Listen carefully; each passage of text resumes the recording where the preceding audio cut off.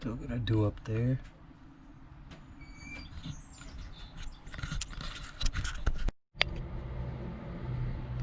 So I got the motor put in finally. I just got this like mocked up, and I have the exhaust manifold mocked up, and then I have driver side mount put in, passenger side mount put in, rear mounts put in, but I don't have the T-bracket put in yet.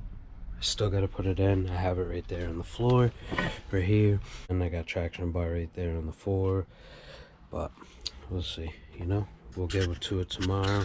We'll continue on tomorrow and see what we got. This is just mocked up. It's not bolted up or anything. That'll be another thing.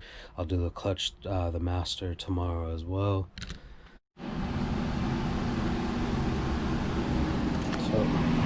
So far today, I got, obviously that was already there. I just mocked that up.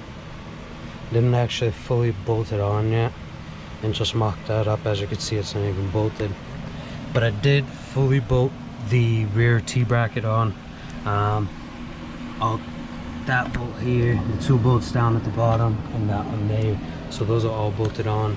And I did mount the full race traction bar up to there. I just haven't put it to the control arms because I don't have those in yet. They're right here on the floor. I still got to put them in. Yeah. What it looks like so far. And I fully mounted this up. I just gotta torque it down. I'm not gonna bolt this down because I still need a gasket for this, so I'm not gonna bolt that down just yet.